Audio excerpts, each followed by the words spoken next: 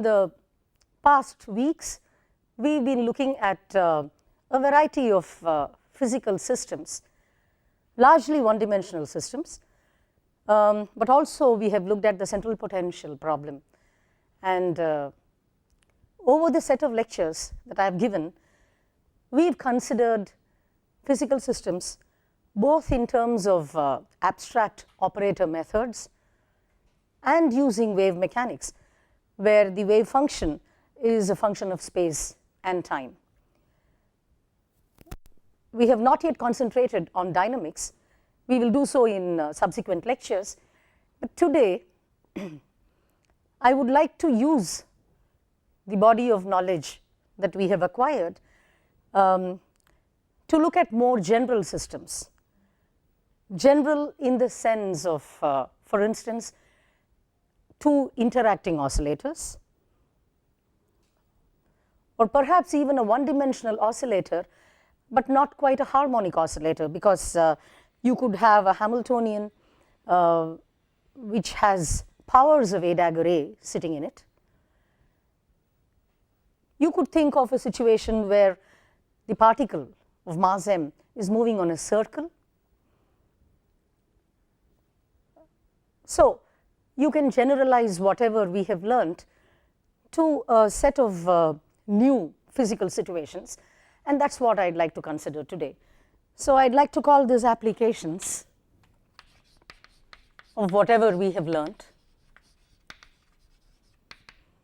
Maybe I should say some applications.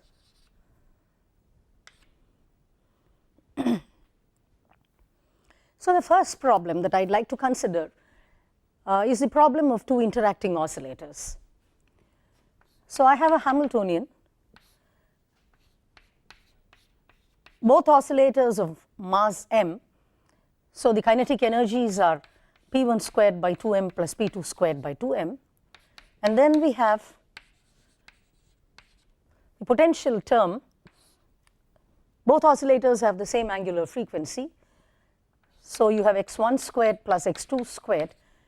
The notation is evident because corresponding to the coordinate x1, there is linear momentum p1, and corresponding to the coordinate x2, there is linear momentum p2.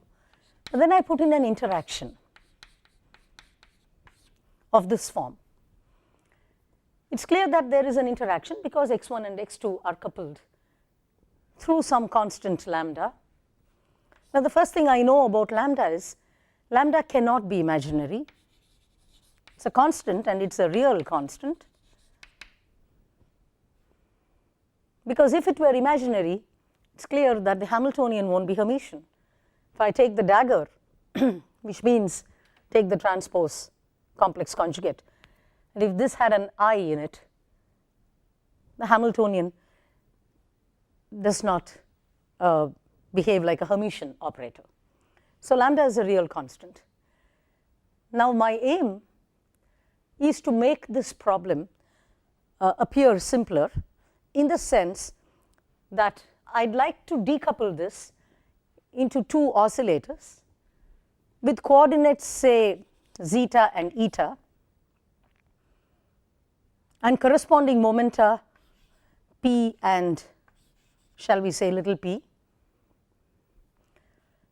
Of course, since the commutator x1 p1 is IH cross, x2 p2 is IH cross, and x1 p2 is 0, and so on, I'd expect the same kind of commutation relations to be obeyed here, in the sense that zeta p commutator must be IH cross, and eta p commutator little p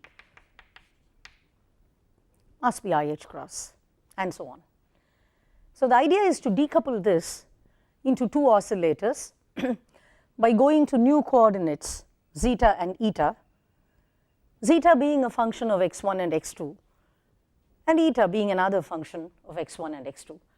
Similarly, these two new momenta are functions of the old momenta. To many of you, this may appear to be a pretty simple problem. Indeed it is. But it's worth going through this exercise because one learns a few things, good lessons, which are worth remembering. So let me look at this term. The simplest way to move to zeta and eta is to define an object x, a column vector, which is given by x1, x2, so that its transpose is the row x1, x2. So basically, I write this whole thing, the potential term, as half m omega squared xi kij xj. Note that I have summed over repeated indices, and I and j take values 1 and 2. So since, or I could well write this whole thing as x transpose kx. Since this is a 2-component row and that's a 2-component column, that's a 2 by 2 matrix. It's easy to see what the elements of the matrix K are. When I is equal to j, I get x1 squared and x2 squared. So that's just going to give me 1 here. And then otherwise there is a lambda x1, x2. So K is simply this object.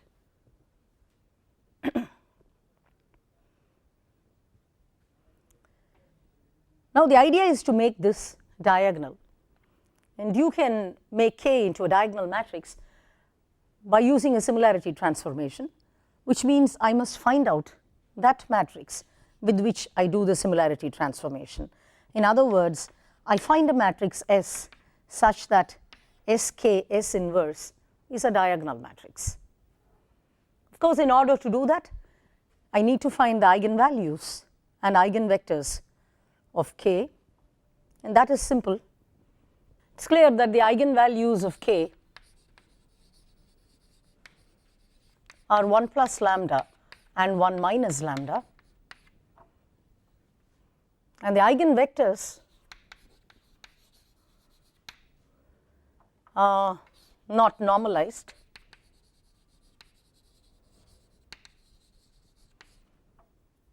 are 1, 1 and 1 minus 1. Now that tells me what S is, because if I write S as the matrix made up of these eigenvectors in this manner, I can easily find S inverse. S inverse is half 1, 1, 1 minus 1. So that S inverse is identity, and because we are looking only at 2 by 2 matrices, it also implies that S inverse S is identity. So this is the matrix with which I do the similarity transformation. So basically Sk S inverse is the diagonal matrix with entries 1 plus lambda and 1 minus lambda.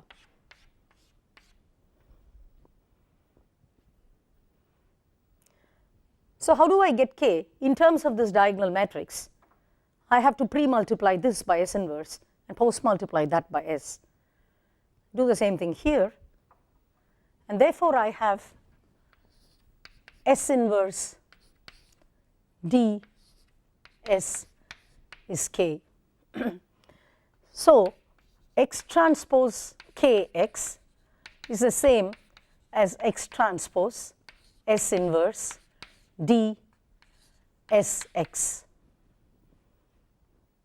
It's evident that this should be the new vectors, new vectors. I'll call them zeta eta, the new coordinate zeta eta. Like I wrote x1 and x2, I'm now writing zeta and eta here. So what is Sx? Sx is 1, 1, 1 minus 1 acting on x1, x2, and that just gives me x1 plus x2, x1 minus x2. as I said, the eigenvectors were not normalized. So, if we take care of that, we now have, I will have to put a root 2, this quantity by root 2 is what I want, and therefore, I have this. Recall that I had a half here, so I am splitting it up as 1 by root 2 here and 1 by root 2 there, and therefore, I do this. So, I have these objects zeta and eta. Now, correspondingly, it is clear that I can define the momenta capital P and little p as linear combinations of the old momenta.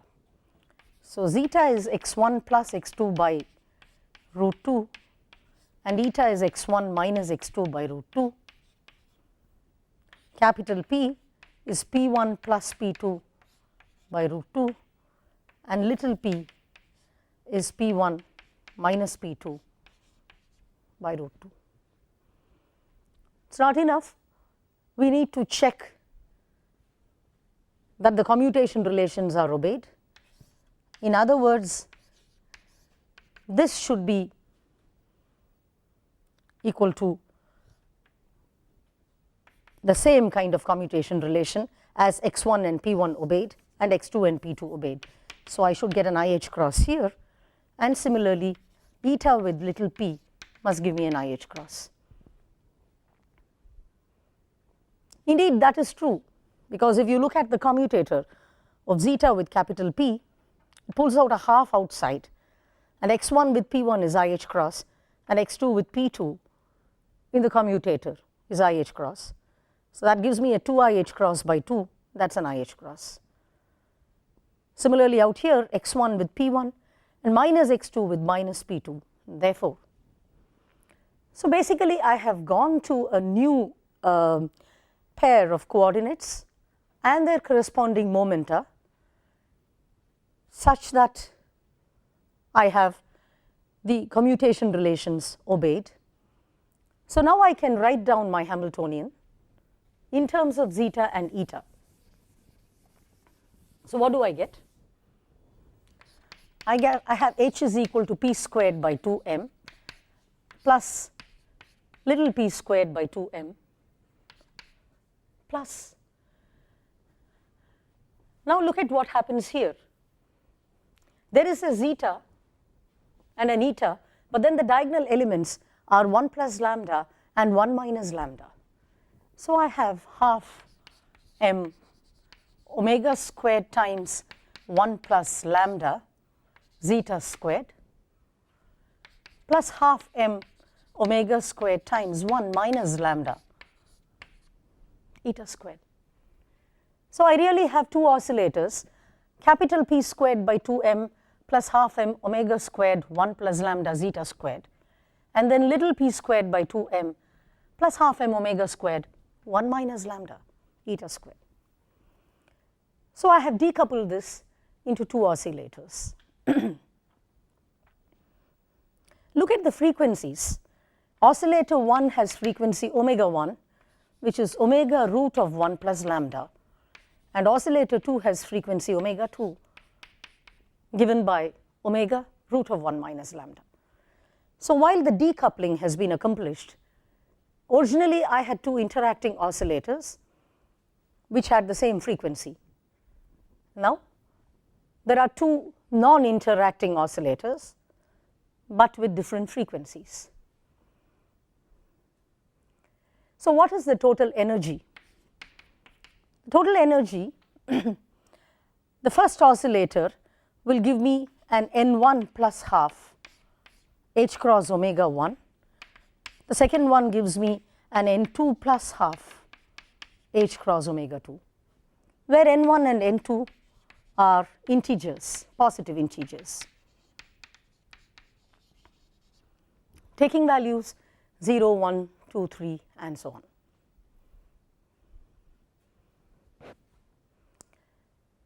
What is the physically allowed range for lambda? If indeed I want it to be two separate oscillators, I know that lambda has to be less than 1 and greater than minus 1. So, minus 1 less than lambda less than plus 1. This is the physically allowed range,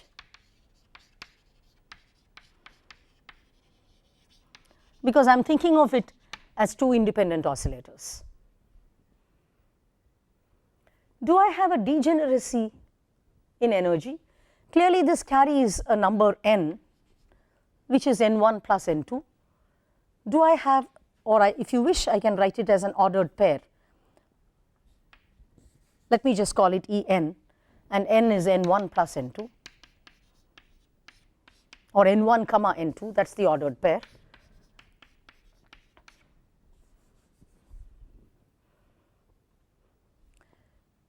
The point is the following: if there is a degeneracy, it means that I can have another set n1 prime, n2 prime, satisfying omega 1 n1 prime plus omega 2 n2 prime is equal to omega 1 n1 plus omega 2 n2. So, let us see what that gives us. So, I work in the physically allowed range for lambda, and I have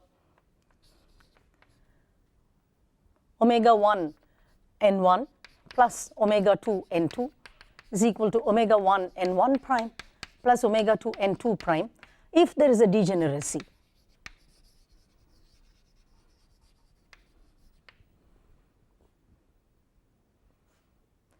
So, what does that mean? It tells me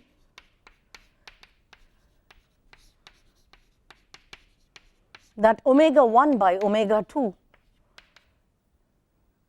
is n2 prime minus n2 by n1 minus n1 prime. But remember, these are integers. So, the statement is that omega 1 by omega 2, the two frequencies, the ratio must be a rational number in order that there is degeneracy.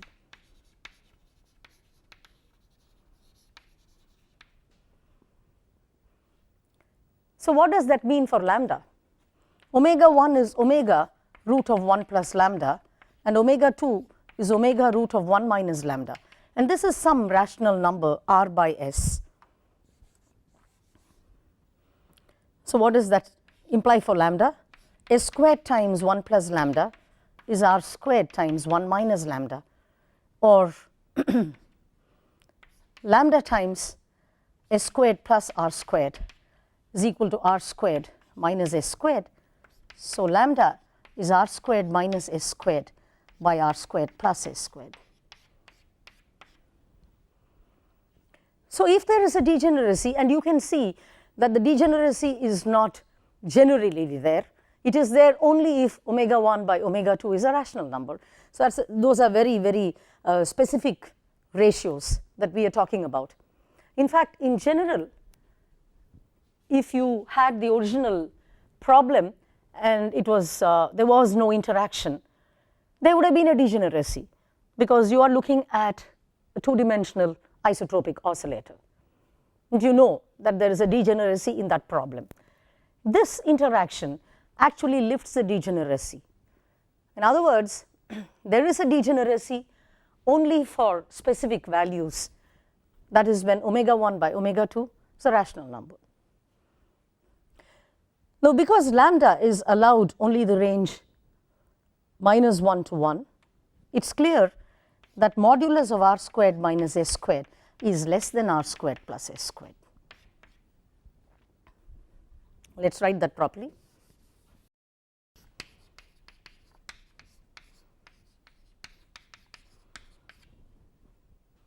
In order for the problem to be the problem of two uncoupled oscillators. So, this is what you have. So, in this problem, the degeneracy is not a generic feature, it happens only sometimes.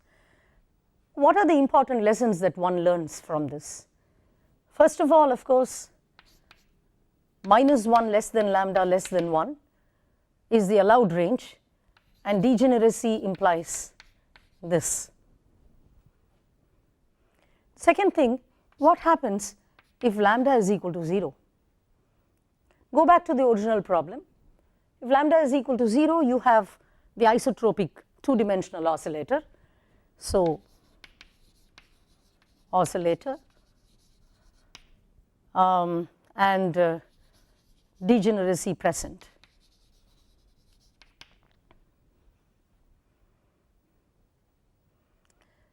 Now, what happens if lambda is plus 1? Let us look at the frequencies. If lambda is plus 1, there is no omega 2, and you just have an omega 1. So, what does the Hamiltonian look like?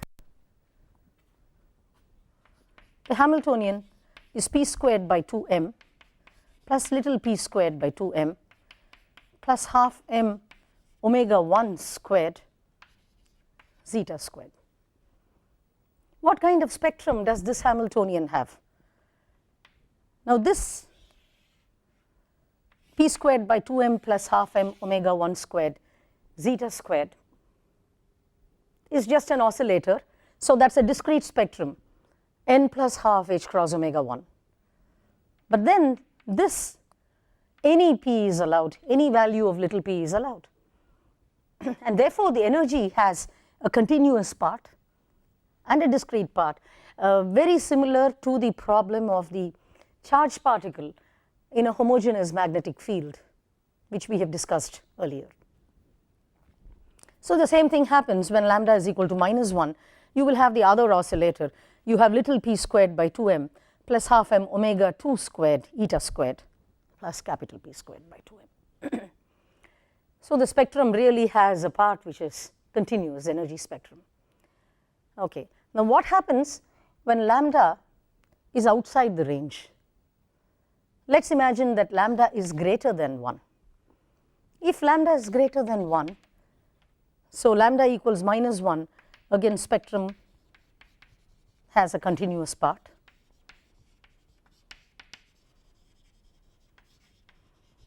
Same here. Now, if lambda is greater than 1, let us look at this, or better still here. Suppose lambda is greater than 1 and x1 and x2 take large values, with x1 and x2 being of opposite signs, then surely this potential term, this whole thing becomes negative and the potential gets unbounded. So, it is an unbounded spectrum in general, unbounded potential.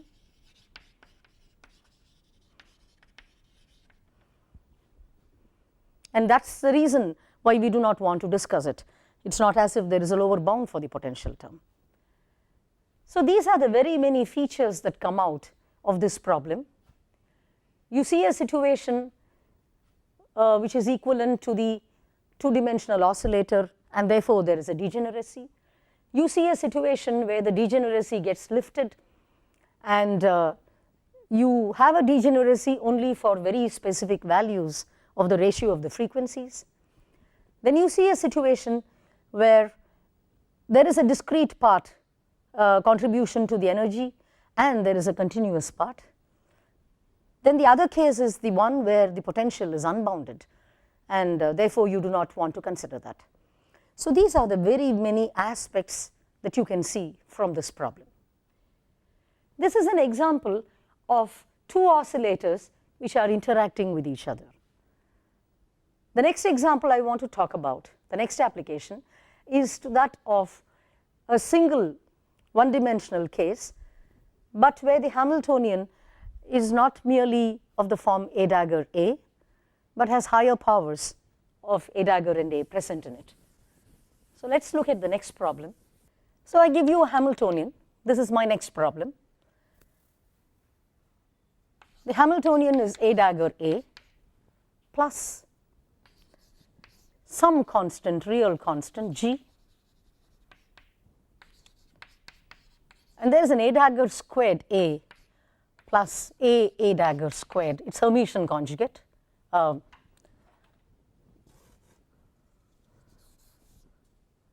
Plus A dagger A squared, it is Hermitian conjugate, plus G A dagger squared A squared then this is Hermitian in itself, and this guy is the Hermitian conjugate of that.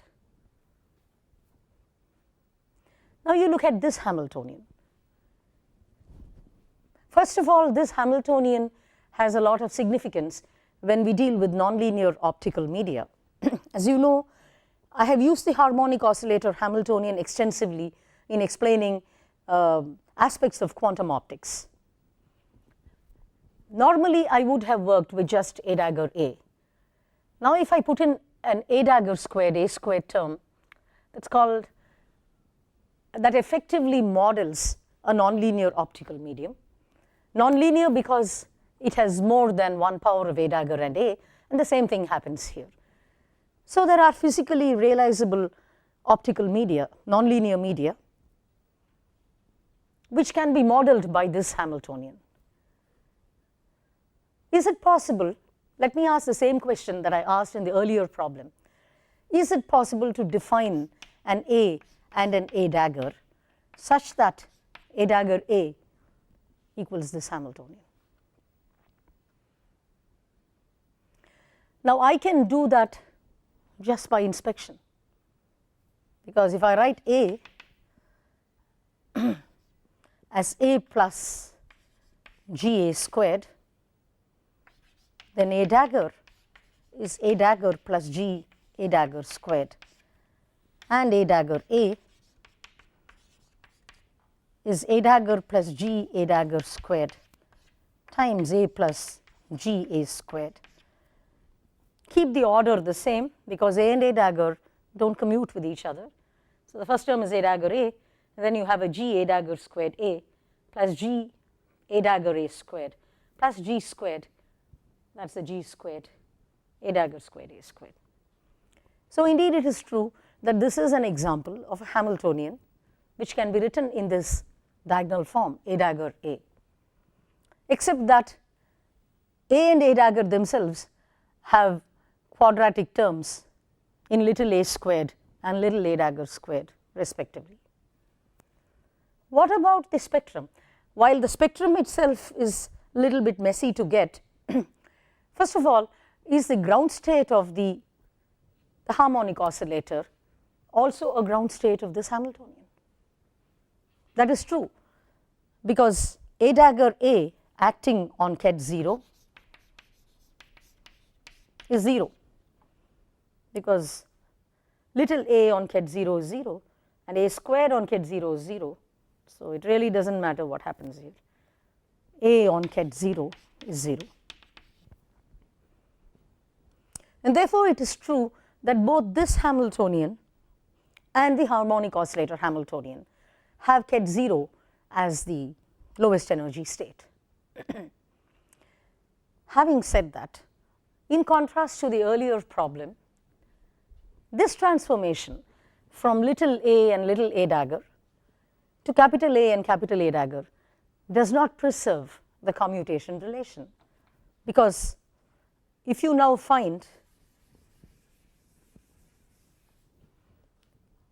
commutator of A with A dagger, well, the first term is A with A dagger, which is 1, and then there is an A with A dagger squared.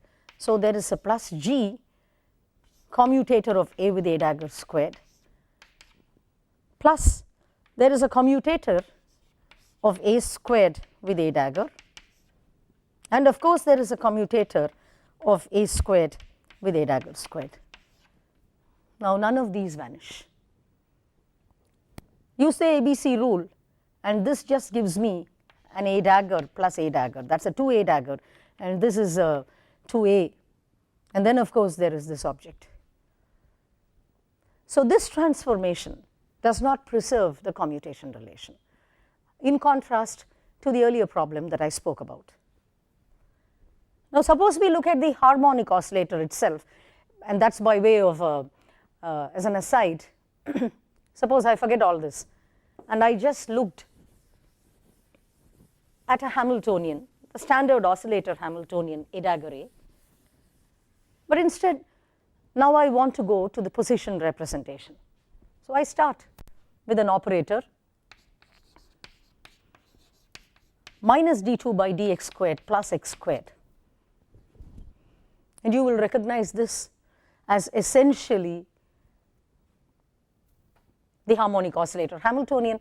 This is the del squared part of p squared, and there is an x squared, and clearly I have scaled out things, set m equals 1 and so on.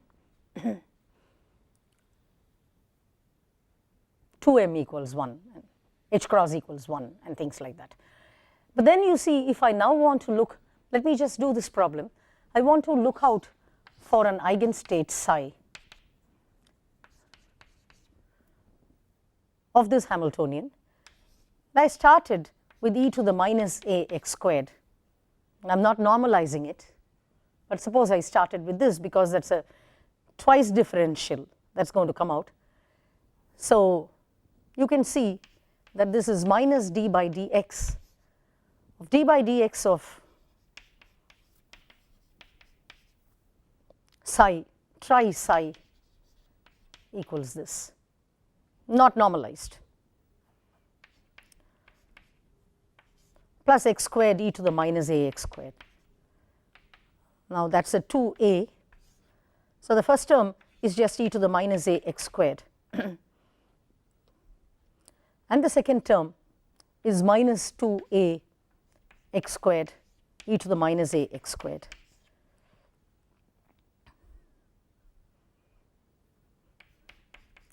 Plus x squared e to the minus a x squared. Now it is clear that once I cancel these things out, I need a number. So basically all that should survive is the first term 2a. If at all this should be an eigenvalue problem, I should get lambda e to the minus a x squared, which of course I have cancelled out. I have cancelled out e to the minus a x squared all over. So this 2a should be equal to lambda, which means that the coefficients of the x squared term should go to 0. So I basically have minus 4a squared plus 1 equals 0, or a squared is quarter, or a is plus or minus half. But if I use a equals plus half here, that is okay, because things are all right. When a is minus half, I have an e to the plus x squared that blows up, and no longer am I in a position to normalize it. So therefore I get a is equal to plus half, and my wave function would be minus x squared by 2 apart from a normalization.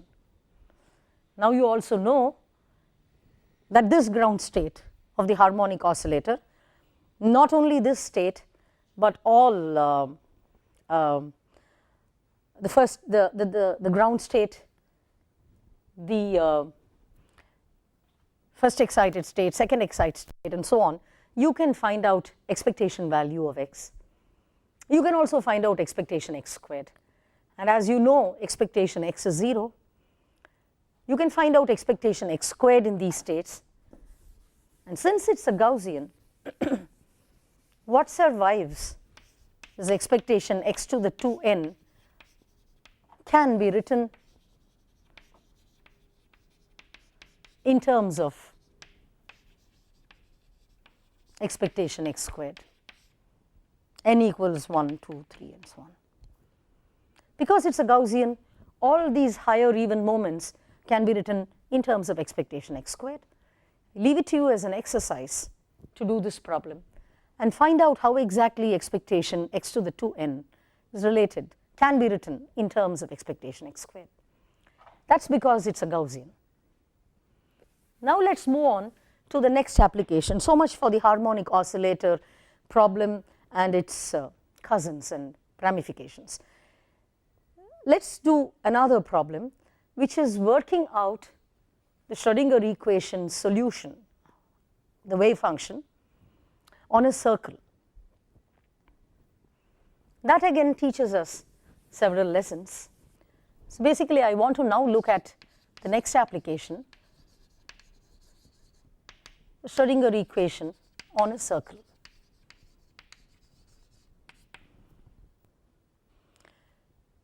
Before that, let us consider a one-dimensional Schrodinger equation with time dependence, and you know that the equation is this.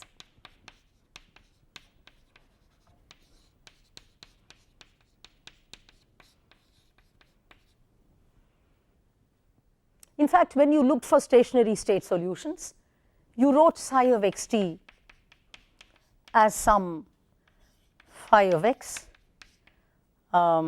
t of t, chi of t is perhaps a notation that I used, or you do not quite recall, maybe f of t. And then when you did this, when you substituted it here, you got two equations. Let us just go through that. Delta by delta t of phi of x f of t is minus h cross squared by 2m delta 2 by delta x squared phi of x f of t.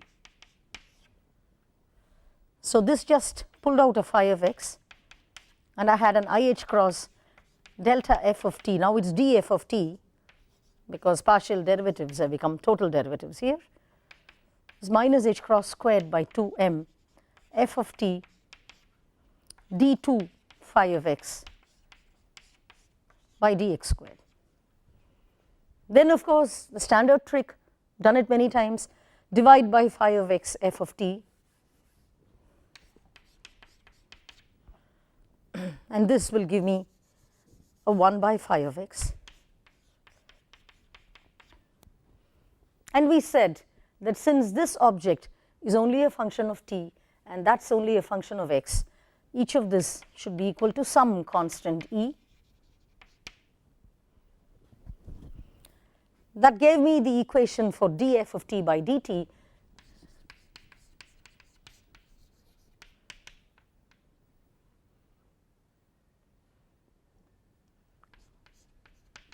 one by IH cross E f of t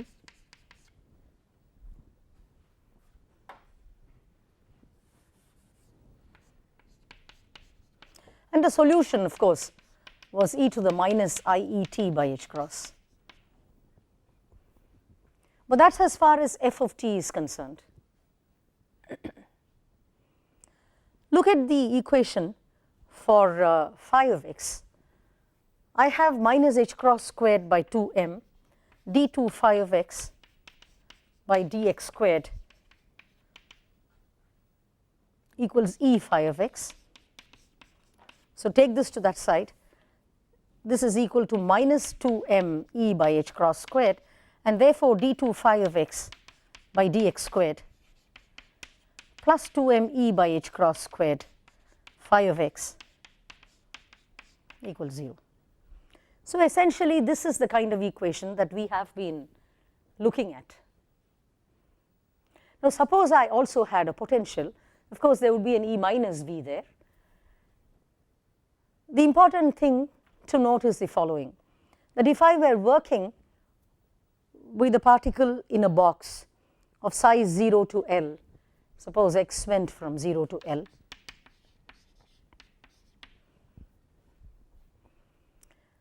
what kind of boundary conditions can I impose on this? See, first of all, I have to be careful. It depends upon the barriers. There is no translation invariance in this case, because clearly if there is a barrier, an infinite barrier at x is equal to L, then the boundary condition there is very different from the boundary condition at x is equal to 0 if that is a finite well on that side. Now you look at this particle on a circle. So this is the equation. I am going to think of a circle whose circumference is L,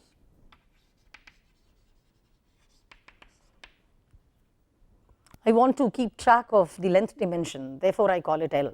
I could have chosen 1, but then I decided to call it L because I want to keep track of the length scale in the problem. And now on this circle I have this particle of mass m which is moving around, got the temporal solution, but now look at the space part. What kind of boundary conditions should I impose? Now this is some k squared, therefore the general solution is simply going to be phi of x, some a sine kx plus b cos kx.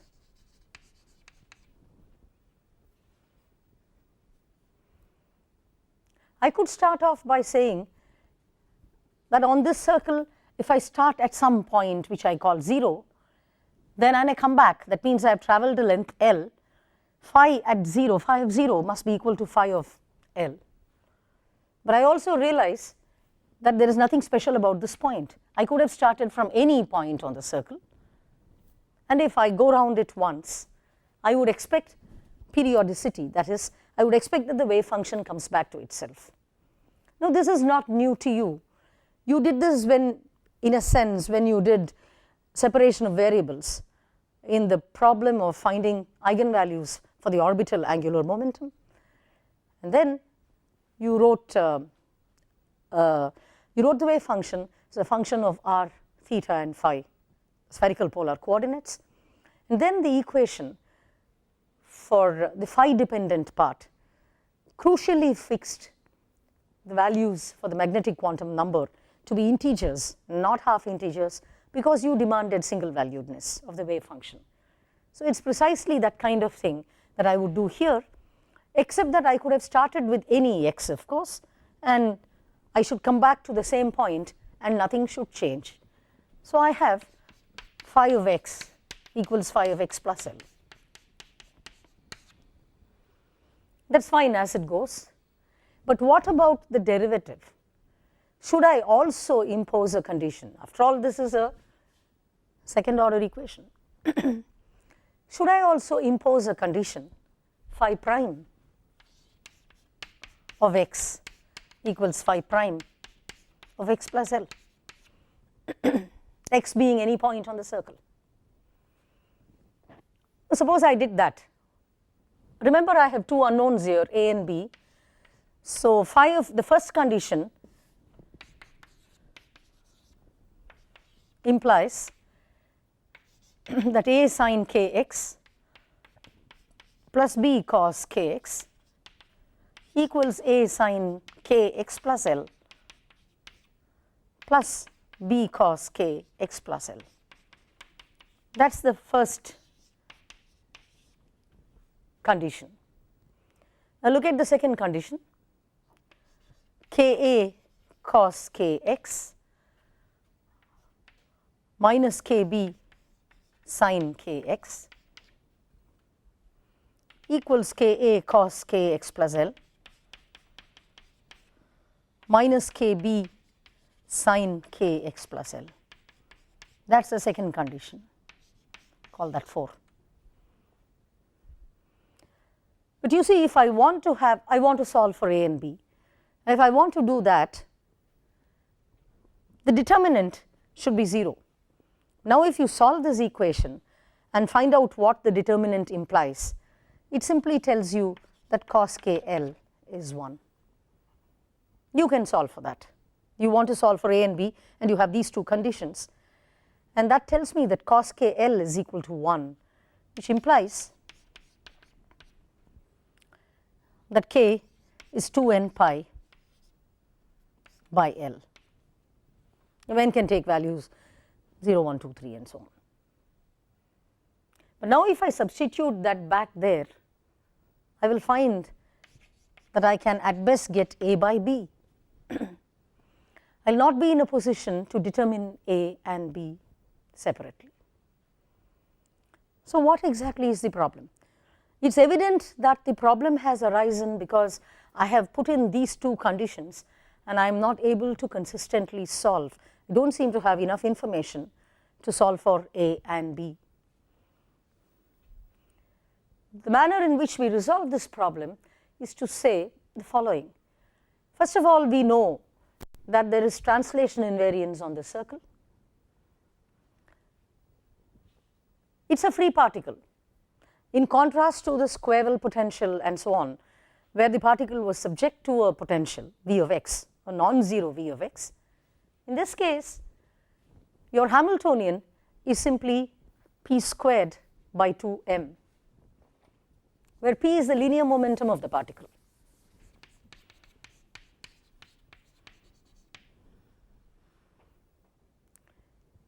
So, it is clear that because there is translation invariance, momentum is a good quantum number.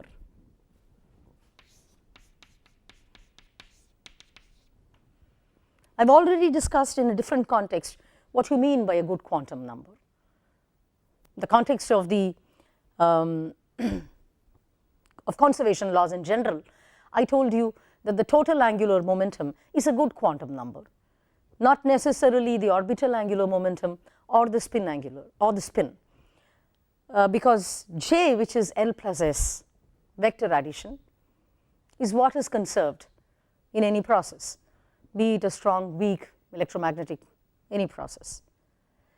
Therefore, I said that J was a good quantum number, and that had ramifications, because J squared commutes with the Hamiltonian, and the outcome of the whole thing was the usage, the importance of the spin orbit coupling, for instance, in discussing the shell model of the nucleus.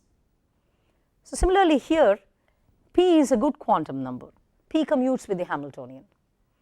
So, it should be possible to find eigenstates of P and the Hamiltonian. I have, in the position representation, I have IH cross minus IH cross d by dx phi of x is equal to some E phi of x. Can well find the solution to this phi of x. But then you see, if I wrote P phi of x is some P phi of x, let me just call it P so that I avoid confusion.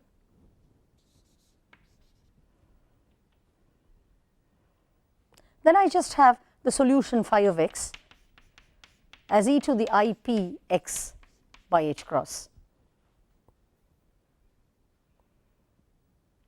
You see, this P is a number, it is the eigenvalue here of the momentum operator, because phi of x is a simultaneous eigenstate of both the momentum operator and the Hamiltonian.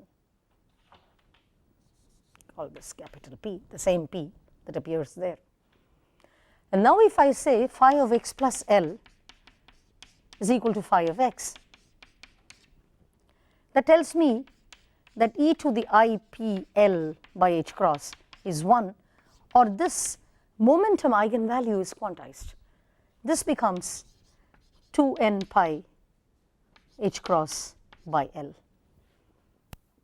n being an integer 0, 1, 2, 3. So, you see, the whole business of demanding single valuedness of the wave function on the circle tells me that the momentum is quantized and it is of the form 2n pi h cross by L. Needless to say that now we can find the energy. So, the energy itself for this particle moving on a circle is obviously quantized, and E sub n, which is the energy, is p squared by 2m, and since p is quantized, you just have 4n squared pi squared h cross squared by 2ml squared, or let us just put a 2 here. That gives me a 2n squared pi squared h cross squared by ml squared, n taking integer values, non-negative values. So, this is the energy quantization. As to the solution itself, the solution happens to be of the form e to the I p x by h cross. This is a plane wave kind of solution, and that is because on the circle there is no block anywhere. We are considering a particle moving freely on the circle. So, it is not as if it can hit a barrier somewhere on the circle and bounce back. So, the question of forming a standing wave does not arise. So, the only solutions that are allowed are plane wave solutions, and momentum itself is quantized on the circle. Therefore, the energy also is quantized on the circle. So, this is the difference that you see when you look at the Schrodinger equation on a circle compared to working with the Schrodinger equation in a one-dimensional along the x-axis without using periodic boundary conditions. So, the only boundary condition I use is this, the single valuedness, phi of x is phi of x plus L, and that should give me momentum quantization and energy quantization. So, we will look at the next application which has a lot of significance, because now that we have started doing dynamics and we are invoking the time dependent Schrodinger equation, you ask the following question. Till now we have only looked at a situation where IH cross d psi of t by dt is h psi, and I have used a Hamiltonian which is conservative. So, h is not a function of time. Then the formal solution for psi of t is e to the minus iht by h cross psi of 0. Or if my initial time were some t naught, psi of t in terms of t naught would be e to the minus ih t minus t naught by h cross psi of t naught. It is convenient to set t naught equals 0, and that is what I have done here. So, it is the state vector that evolves in time, and the time evolution, the dynamics of the state vector is given in terms of the Schrodinger equation. This is a unitary operator by its very structure, because the Hamiltonian is Hermitian and you have e to the minus I times the Hermitian operator. Now, even if h were a function of time, we will consider that a little later, still the evolution is a unitary evolution, and psi of t would be related by some unitary operator to psi of 0. It is a unitary operator acting on psi of 0, though it does not have such a simple form. So, given psi of t, what about the operators? Consider an operator A. The operator itself, of course, it is a linear operator. The operator itself does not evolve in time in the following sense. There is no evolution equation which tells you how exactly this operator evolves. On the other hand, nothing prevents this operator from having an explicit time dependence. If this is the harmonic oscillator lowering operator, you can have a cos omega t, you could have a sin omega t, anything. You can have an explicit time dependence. So, any time evolution of this operator would only be because of explicit time dependence, and in the absence of such time dependence, there is really nothing to say about the evolution of this operator. Now, this I call the Schrodinger picture. So, in the Schrodinger picture,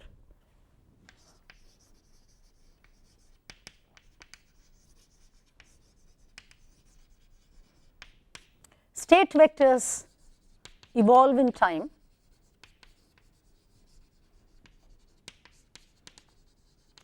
guided by the Schrodinger equation.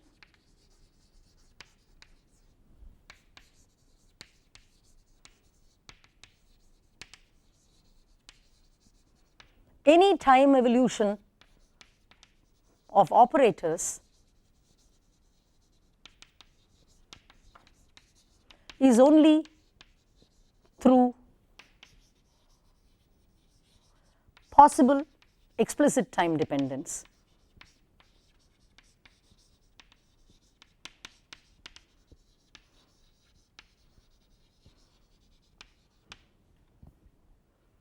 So, it is not as if there should not be a time dependence in an operator.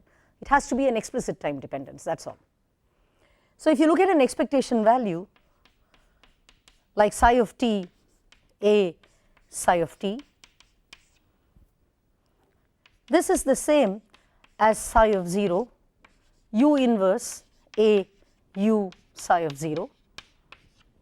Remember that psi of t is u psi of 0. I call this operator u. U would normally be a function of t comma t naught.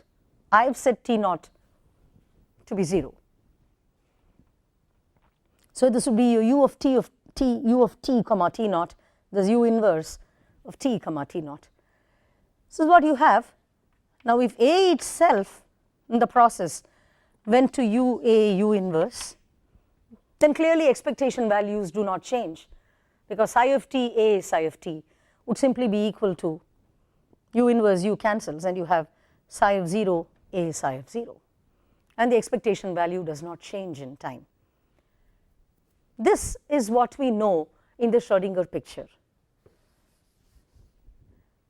On the other hand, I can think of a formalism which is more close to matters in classical physics, where dynamical variables evolve in time. And that is called the Heisenberg picture, where the operators have a time dependence and the state vectors do not have time dependence. So the evolution equation will be an equation for operators. That is called the Heisenberg picture, and I will take that up in the next lecture.